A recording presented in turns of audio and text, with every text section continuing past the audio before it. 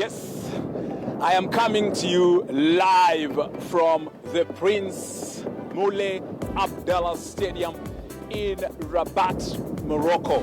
Now, just about 45 minutes ago, we had the Rabat Diamond League 2025 press conference where we were able to interact with top athletes who will be competing in the fourth round of the 2025 Diamond League series. Right here, where I am standing right here, this entire track will be a beehive of activity that is on Sunday. Tomorrow evening, we shall, of course, also be here to bring you all the latest results from here. I know if you're joining us, this is Sports Extravaganza. I know my colleague is back in Nairobi, that is Duncan Mutua, but of course we have kicked off things on a high, on a different note, because we managed, of course, to be here to witness history in the making. Now, earlier on, the reason why we are standing here is because I wanted to show you behind there. I'm not alone. I am with, of course, my colleague George Kuria, aka Gijo. We are here. He's the engineer behind what you're seeing. That particular stadium is under construction. It is the football stadium that is being constructed. Remember, Morocco will be hosting the 2025 Africa Cup of Nations in December from the 18th to January 2026, that is on the 21st. Also, remember, Morocco will be co-hosting the 2030 World Cup with Portugal and Spain. And what you're seeing behind there is what is actually happening across Morocco. Stadiums are undergoing renovations. New stadiums are coming up in preparation for the 2030 World Cup, as well as the 2025 Africa Cup of Nations that will be held in Morocco. So we'll be able, of course, later on, we shall be touring these different facilities to show you exactly what is happening, the kind of stadiums that, of course, are being brought up and why they're being brought up and how they look. But however, this particular facility here, it's also called Prince Moulay Abdallah Stadium, is where, of course, where the 2025 Rabat Diamond League will be happening tomorrow or Sunday, if you like. Now, I digressed you a bit just to show you all that behind the activity, because here in Morocco, it is, of course, a construction site building up some very wonderful, beautiful sporting facilities for the upcoming football tournaments. Remember, of course, here in Morocco, we have top continental tournaments that also be happening in the near future, this year actually, in the course of the next about 5 or 6 months. Big tournaments will be happening here in Morocco. Now, earlier on, as I'd mentioned you just before this particular broadcast, I managed to speak one-on-one. In fact, let me say, I had an exclusive interview, one-on-one interview with 5,000, the 10,000, our queen, our maestro. That is Beatrice Chebet, who is here and will be participating in the 3,000 meters, of course, among other races. So I managed to speak to Beatrice Chebet, the Olympic champion, and this is what he told me about how she is ready for the competition on Sunday. Let's listen to Beatrice Chebet. Nimejiandaa vizuri kwa mbio ya Rabat yenye itafanyika kesho, na ningependa kusema niko ready kukimbia kesho.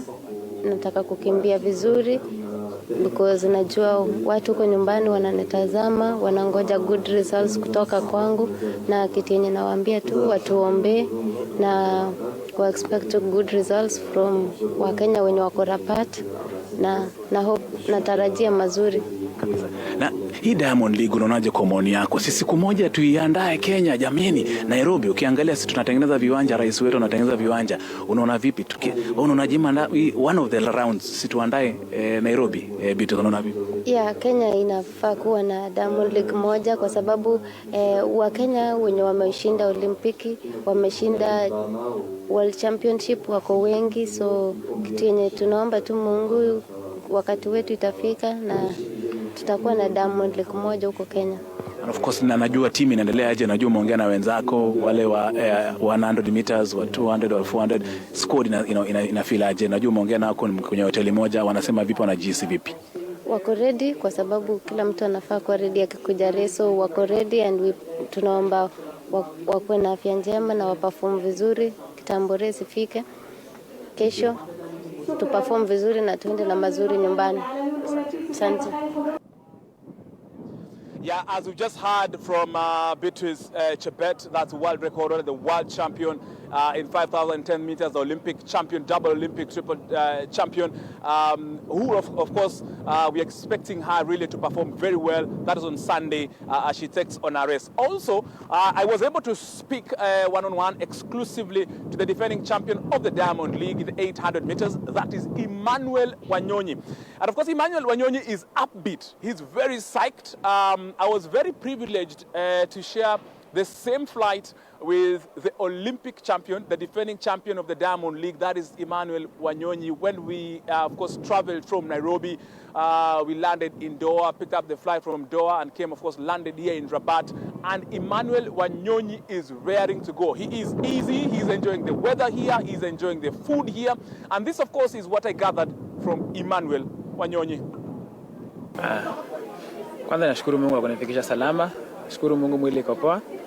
Preparation iko poa. So naweza sema tu kesho nimeprepare to defend my title. Niko vizuri kukimbia 800 meters kwa kesho because nimetoka all the way from Kenya to hapa kukimbia. Competition ndio imenileta.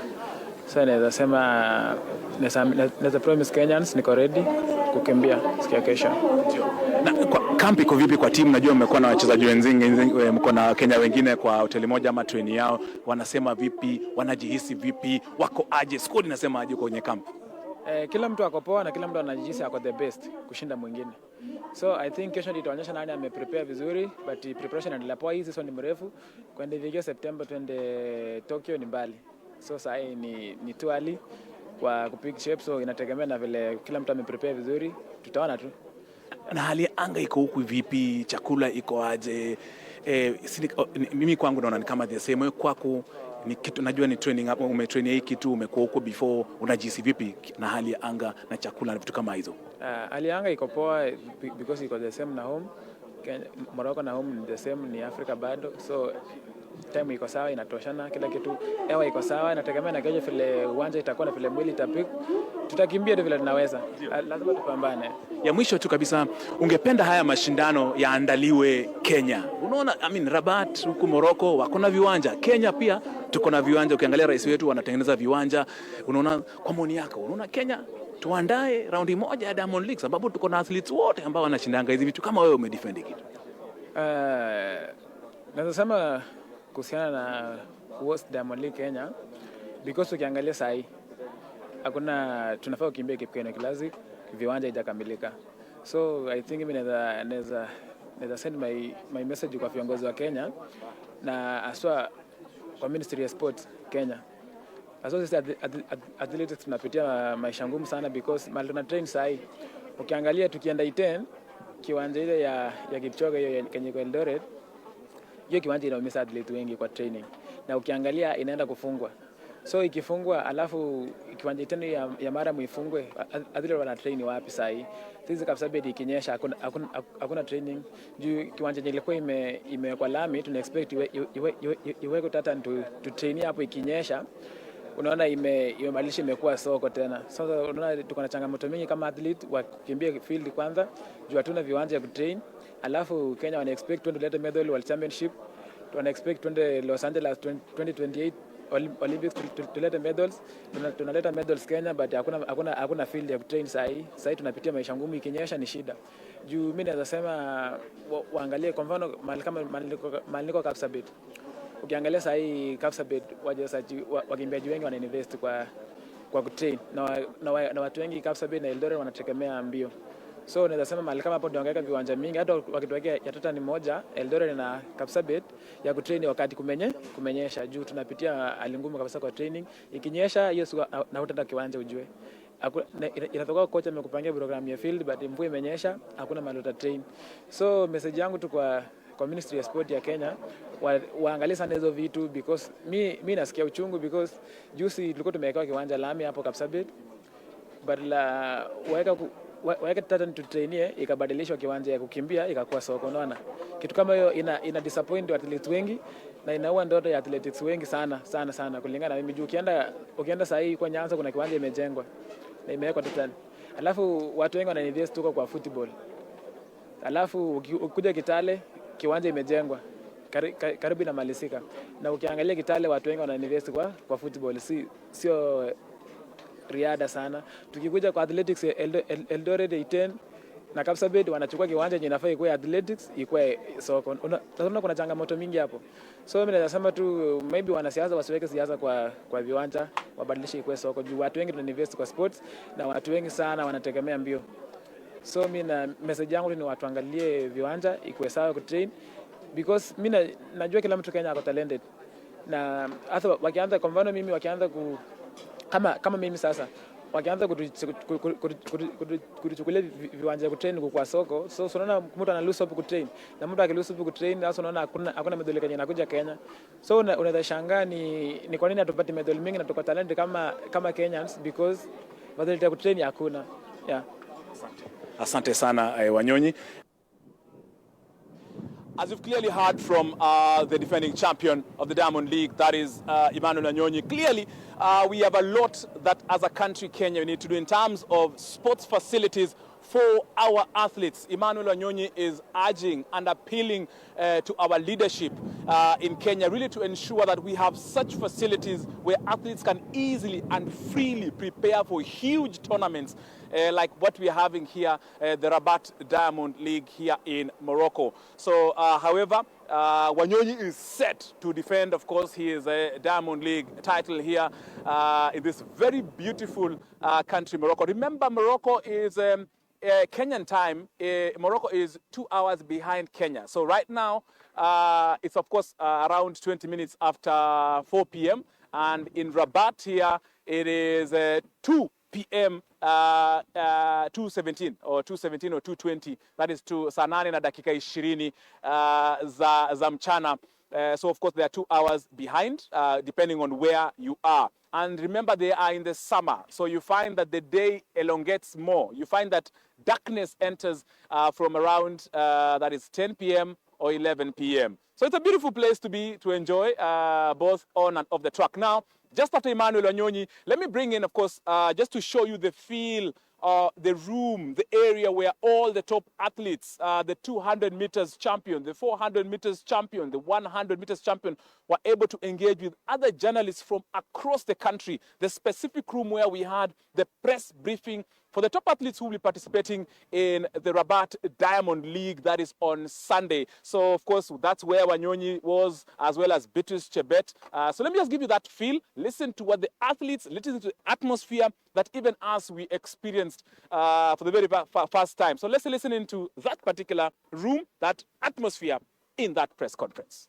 Record holder for 10,000 meters on the track and 5 kilometers on the road. So we'll start with the man on the left, the first of our two Kenyans, Emmanuel Wanyonyi. Emmanuel, you are, of course, the reigning champion at the Wanda Diamond League, and you're here opening up your account this year. Is it again as part of other achievements this year and become the Diamond League champion once again? Yeah, first of all, I'm ready for tomorrow to defend my title again. I don't need to talk too much, but I need to show my fans I can do it. Yeah, and we've seen you, obviously you're back to your best known 800 meters tomorrow, but we've seen you run some amazing 1500 meter races already this year. I know in Tokyo there is a little bit of overlap between 800 meters and 1500. Is there any chance you will run both events in Tokyo, or are you solely focused on 800 meters? No, I don't run 1500 meters in Tokyo. I need to run 800 meters.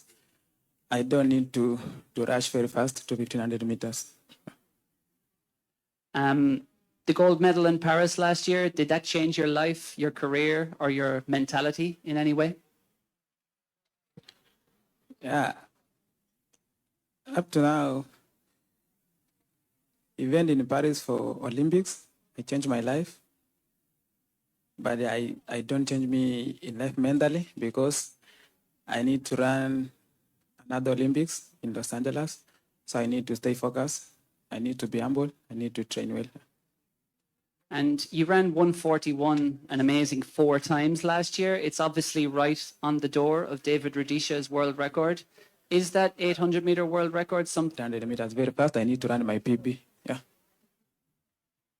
Cool. So 141 you're happy with for now? I'm happy, but I need to try to run my PB again. Cool. And in terms of the race tomorrow night, what's your ambition? Is it just about winning, or do you want a fast time? This is my first Diamond League for this for this season. This is my first to run 800 meters for this year. So I don't expect to run very fast. I need to run my race tomorrow. I need to have fun. Yes. Thank you very much. Welcome, Femke. You have had a different approach to this. Normally around the competition you get a bit more rest, but of course you also go more into quality. So I think we had a good winter to really work on my basics to really get a good base for this long season. And now I'm really excited to run. It's been a while. Well, of course I run the relays at Europeans, but the individual race has been a while. So I'm really excited to go out there. So what have you been specifically working on the last weeks? The last weeks we've been working on changing a bit the hurdle approach. Like I will still do my 14 stride, but I will mirror a bit my first 100 meters. I will go with the different legs. I will start with my wrong leg over the first hurdle, which makes me change a bit earlier in the race. So this will be exciting, I have to think, but it's a nice challenge. So what is your ambition for tomorrow's race? Also, like time-wise, do you have something in mind? Because it's your season opener. The first one, I never really tried to think too much about times. With hurdles especially, it's mostly about executing a clean race, hopefully. It's seeing how it will really work all together, because in training I haven't gone further than hurdle 4. So I'm just excited to go out there, compete against some great athletes and try my best. You have won 25 Diamond Leagues, I think. Are you still feeling nervous lining up at a Diamond League, or is it just business as usual?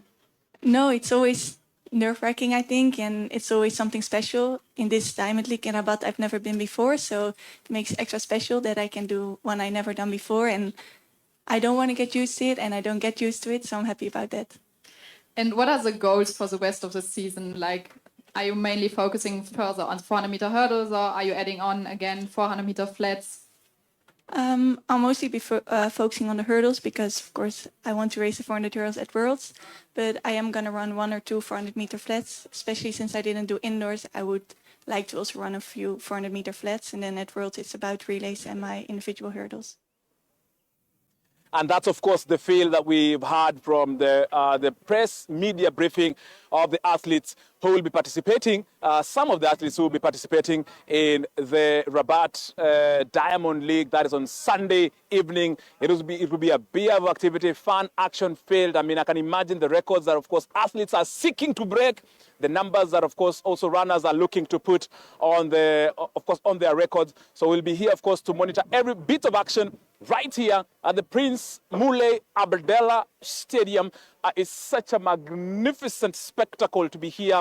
State-of-the-art stadium. I can look here, I think this should be around, I'm estimating, around about a 30,000 capacity seater here that I'm looking at, where the athletics event will be taking place.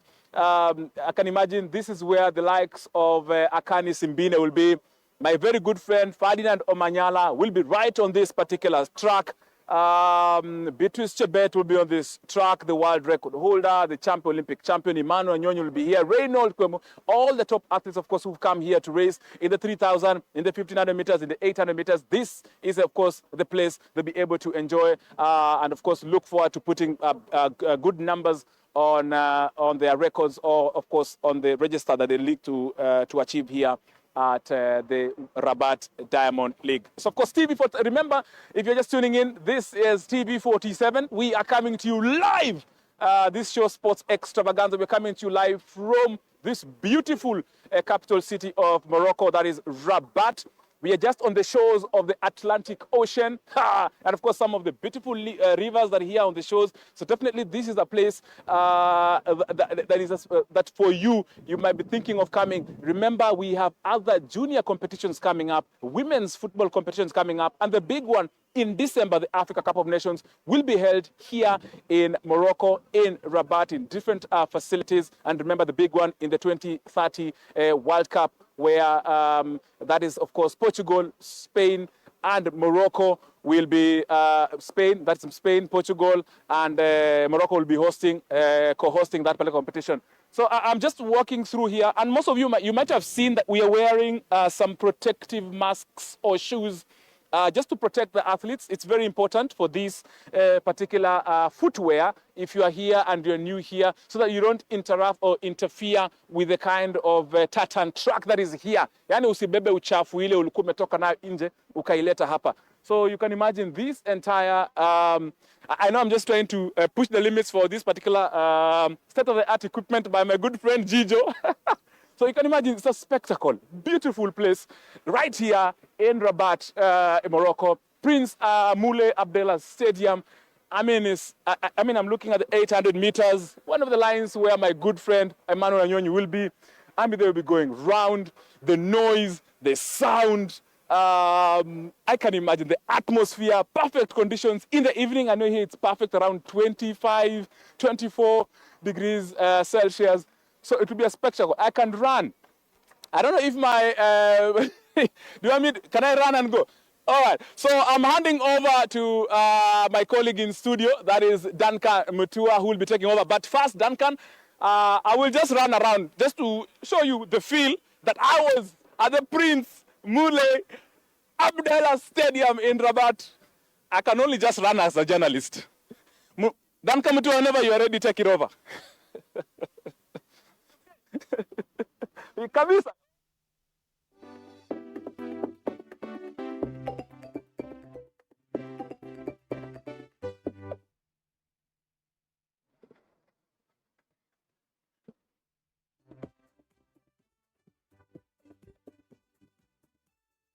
Proper. I can imagine our athletes will be looking for that. Kenyan athletes. Yeah. Thank you very much. Thank you.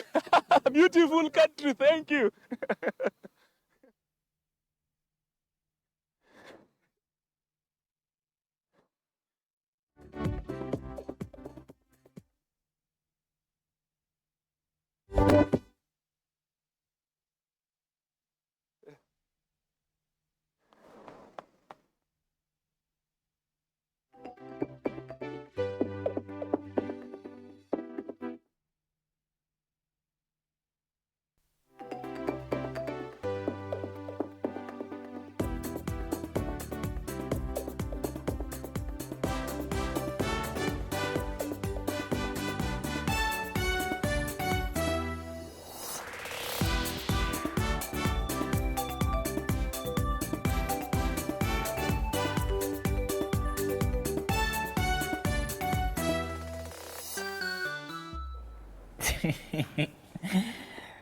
Okay. Shukran sana.